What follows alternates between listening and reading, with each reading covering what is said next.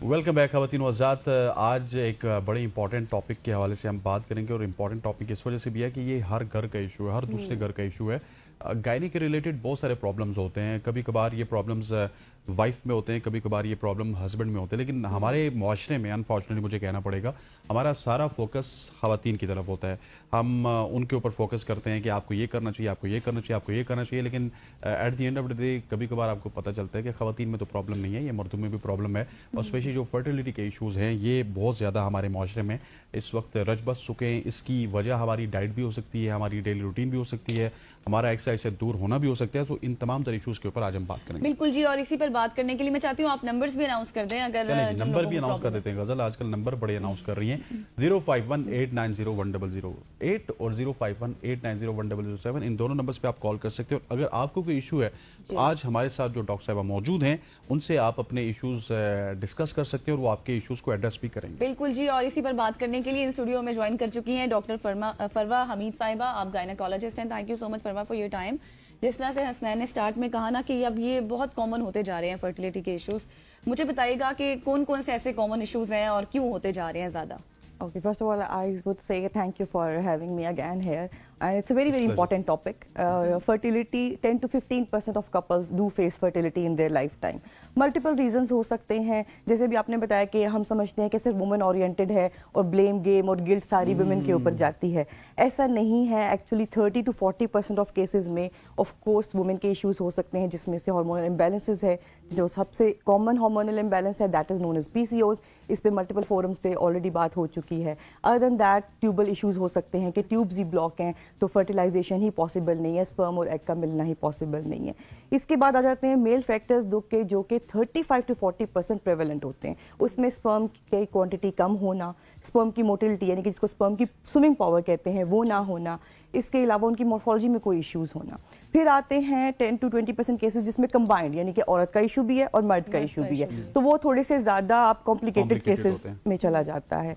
और फिर 1 in 4 couples ऐसे होते हैं जिनमें अनएक्सप्लेन्ड इनफर्टिलिटी कहते हैं, यानी कि साइंस को भी नहीं पता, everything seems to be fine, lab seems to be fine, ultrasound भी फाइन, तो वो नेचर ने कुछ चीज़ों में पर्दा डाला हुआ है। We do not know exactly कि व्हाट इज द कॉज, तो हम उसको बोलते हैं कि 1 in 4 couples do face unexplained subfertility. और इसके लिए आपको सिर्फ दुआएं कर रही हैं?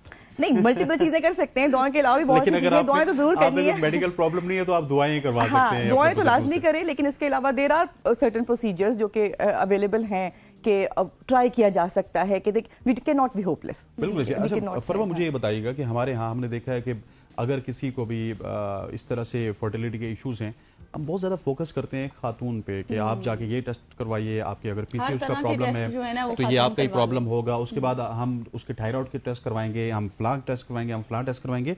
मर्दों की तरफ ना हमें कोई 4-5 साल बाद याद आती है यार इसका भी टेस्ट करवा लिया जाए, और उसका तो एक ही टेस्ट है, वो बड़ा डिटेल टेस्ट हो जाता है। तो ये बताइएगा कि ये दूसरी तरफ हमारी नज़र क्यों नहीं जाती?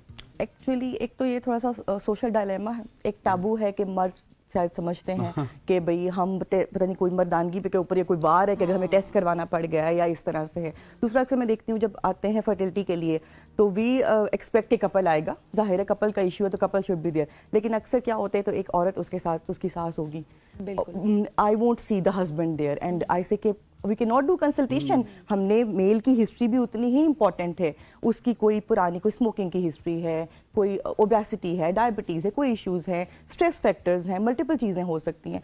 अब हमारी सोसाइटी में ये समझा जाता है कि नहीं, जो भी इश्यूज़ हैं औरत के साथ ही होंगे, औरत का ही मसला होगा, तो वो मर्द उसके बैक एंड पे रह रहा होता है, हालांकि उनको कपल शाना बशाना साथ चलना चाहिए। और एक सिंपल टेस्ट है, मर्द का ऐसे भी नहीं कि बहुत से टेस्ट हम करवा रहे हैं, एक सिंपल टेस्ट है जिससे हमें काफ़ी हद तक आइडिया हो जाता है कि where we stand and what is the next process we have to do. That should be done. वो तो लाजमी बिल्कुल होना चाहिए। ये जो फीमेल ओरिएंटेड चीज़ें हैं, ब्लेम गेम है, गिल्टी है, ये अनफॉर्चुनेटली इस सेंचुरी में भी अभी तक भी बहुत प्रेवलेंट है। बिल्कुल आप सही कह रही हैं। अच्छा डॉक्टर फरवा, मुझे ये बताएं कि जब कपल कंसीव नहीं कर पाते आफ्टर मैरिज, एक महीना या 2 महीने गुजरे, तो उसके बाद भी हमने ये चीज़ देखी है कि काफ़ी ज़्यादा कंसर्न हो जाते हैं सब फैमिली वाले कि पता नहीं कोई मसला है या कुछ। तो मैं ये चाहती हूँ आप देखने वालों को भी बताएं कि कब कंसल्ट करना चाहिए डॉक्टर से। Very good question. वो मैंने एक मीम देखी थी वो जिसमें कहते हैं कि जैसी शादी हुई नेक्स्ट सुबह अगली सुबह पूछा एनी गुड न्यूज़, तो वही वाली बात है कि मतलब लोग या सोसाइटी या इर्द गिर्द की फैमिली बड़ी एक्सपेक्ट कर रही होती है कि बस अब शादी हो गई है तो बस अब फौरन बच्चा हो जाना चाहिए। एक तो आई वुड से कि कपल को अपनी जो इमोशनल लाइफ है उसको बिल्डअप करने के लिए तो टाइम देना चाहिए, ठीक है। फर्टिलिटी की जैसे आपने बात की, तो हम ये कहते हैं कि अगर एज 35 से नीचे है और आप 1 साल से शादीशुदा हैं and you trying for getting pregnant और 1 साल हो गया है और you are not getting pregnant, you have to consult. लेकिन अगर औरत की एज 35 से ज़्यादा है then she doesn't have to wait for 1 year, तो फिर 6 मंथ्स का विंडो हम देते हैं कि अगर आप 6 मंथ्स में कंसीव नहीं कर पाए, कंसल्ट अस। रीज़न एज फैक्टर क्यों इंपॉर्टेंट है, मल्टीपल टाइम्स इस पर भी बात हो चुकी है कि एज के साथ औरत की जो एग की क्वालिटी और क्वांटिटी दोनों गिरती है। तो 20s और 30s में the fertility is going to be on the higher side, ठीक है। उसके बाद डिक्लाइन शुरू होता है 35 से थोड़ा सा ज़्यादा डिक्लाइन, और शार्प डिक्लाइन आता है 40 के करीब। तो एज फैक्टर इसलिए इंपॉर्टेंट है, दिस इज द नोन, इसको फर्टिलिटी की डेफिनेशन में भी यही आता है कि अगर 1 साल हो गया 35 से नीचे तो कंसल्ट करेंगे, अगर 35 के बाद है तो 6 मंथ बाद ही कंसल्ट करेंगे। बिल्कुल। अच्छा, खवातीन के वाले से तो हम बात कर चुके हैं, अब मुझे ये बताइएगा कि अगर मर्द हजरात की बात की जाए तो उसमें स्पर्म काउंट की आपने बात की, मोर्टेलिटी की बात की। स्पर्म काउंट अगर किसी का 100% है, फिर मोर्टेलिटी अगर किसी की थोड़ी सी ख़राब है, उसको इम्प्रूव करने के लिए, या फिर वो मोर्टेलिटी ख़राब क्यों है, उसको क्या कुछ करना चाहिए और वो इम्प्रूवमेंट किस तरह से होगी?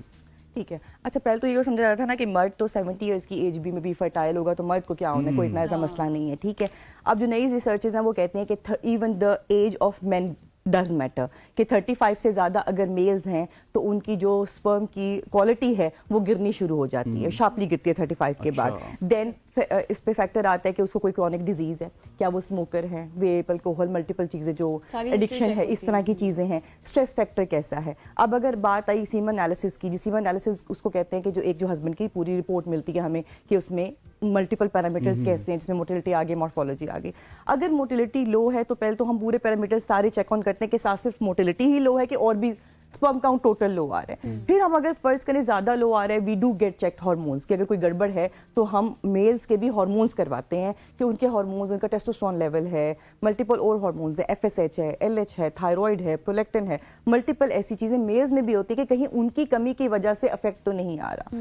फिर उसके बाद हम उनकी डाइट के ऊपर बात करते हैं, फिजिकल एक्टिविटी पे बात करते हैं, अगर स्मोकर है तो सेजेशन पे बात करेंगे, फिर एंटीऑक्सीडेंट्स देते हैं, मल्टीपल ऐसी मेडिकेशंस मौजूद हैं जो कि मोटिलिटी को इम्प्रूव करने में हेल्प आउट जरूर कर सकती हैं। सही। अच्छा, आपने डॉक्टर फरवा डाइट की बात की तो मुझे एक चीज याद आई कि अक्सर लोग घरेलू टोटकों पर भी एतबार कर रहे होते हैं और वो भी करने लग जाते हैं, उनको आप कितना सजेस्ट करती हैं?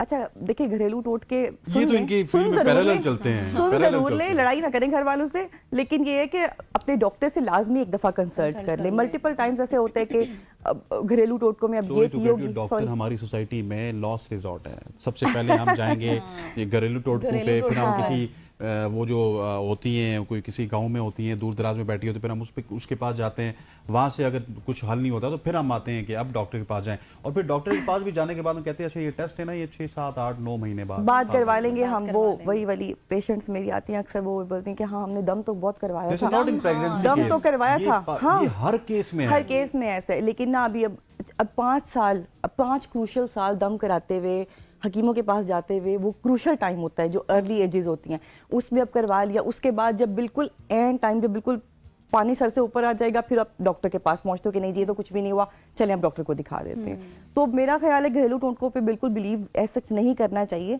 लेकिन जो मेडिकल साइंस कहती है उसके हिसाब से आप चलें कि आपको क्या ज़रूरत है। हो सकता है किसी को, देखिए बेसिक्स तो एक रिक्वायरमेंट है, न्यूट्रिशन, बैलेंस डाइट, वो तो सबको ही चाहिए होती है, ठीक है। कुछ चीज़ें किसी में कमी हो सकती है, कोई फॉलिक एसिड की कमी हो सकती है, अनीमिया हो सकता है, किसी को थायराइड इशू हो सकता है, तो हम उसके अकॉर्डिंगली ही टेपर करेंगे कि किसको कौन से जुमरे में रखा जाए और कोई किस तरह स्टेप वाइज ट्रीटमेंट की जाए। और इसमें हम अपनी डाइट कैसे बेहतर कर सकते हैं जो कपल्स नहीं कंसीव कर सकते या फिर स्ट्रेस लेते हैं ज़्यादा? अच्छा, उसका सबसे आसान जवाब अगर मैं दूं तो दैट वुड बी कि जितना आप नेचर के करीब रहते हैं उतना आपका बेनिफिट है। नेचर के करीब रहने का मतलब है ऑर्गेनिक डाइट, ठीक है। अब हम जंक फूड और process food way very into it, ठीक है। और हमने ये फर्टिलिटी ज़्यादा होते हुए, पहले इनफर्टिलिटी के इश्यूज बड़े कम होते थे, अब हम मोर फ्रीक्वेंट देखते हैं। एवरी आई वुड से कि 3rd patient in my OPD fertility issues, ठीक है, चाहे वो प्राइमरीली हो या फिर सेकेंड, एक दफ़ा बेबी हो गया और सेकेंड चाहे कंसेप्शन नहीं हो पा रही, उसमें हमारी डाइट्स का बड़ा मेजर इशू होता है, बिकॉज लेट नाइट खाना एक स्केड्यूल नहीं है हमारा। फिर सबको पता है फूड पांडा के नंबर सबको आते हैं, they can anybody can order any time के बस अब ये खा लेंगे। अब डाइट से इसलिए फ़र्क पड़ता है क्योंकि जो ओबेसिटी है दैट डायरेक्टली जो है वो अफेक्ट करती है हार्मोनल बैलेंस को। जब हार्मोनल बैलेंस गड़बड़ होगा तो आपको पॉलीसिस्टिक ओवरीज हो जाएगा या फिर आपको रेगुलर ओव्यूलेशन नहीं होगी। जब हर माहवारी में अंडेदानी में से अंडा नहीं निकलेगा, प्रेगनेंसी के चांसेस डिक्लाइन होना शुरू हो जाएंगे। ओबेसिटी का एक बहुत बहुत मेजर रोल होता है फर्टिलिटी से रिलेटेड, और जो सेडेंट्री लाइफस्टाइल है उसका तरीका ये है कि बैलेंस डाइट लें आप, nuts, seeds, protein diet, hydration अच्छी और फिजिकल एक्टिविटी ऐड करें। आई वुड से कि diet is 80% and 20% is your physical. ठीक हो गया, डाइट इज 80% और 20% आपकी बाकी activities. Thank you so much doctor साहिबा हमारे साथ मौजूद है। डॉक्टर फरवा हमीद साहिबा हमारे साथ मौजूद थे, इनफर्टिलिटी के हवाले से बात करी थी। इसके अलावा जो और कंसर्न्स थे प्रेगनेंसी को लेके, उनके हवाले से हमने बात की है। हम उम्मीद करते हैं कि आपको ये सेगमेंट ज़रूर पसंद आया होगा। ख़वातीन हज़रात, मुझे गज़ल अशरफ को और हमारी पूरी प्रोडक्शन टीम को कल तक के लिए इजाज़त दीजिए। इंशाल्लाह कल आपसे मुलाकात हो गई, तब तक के लिए अल्लाह हाफ़िज़।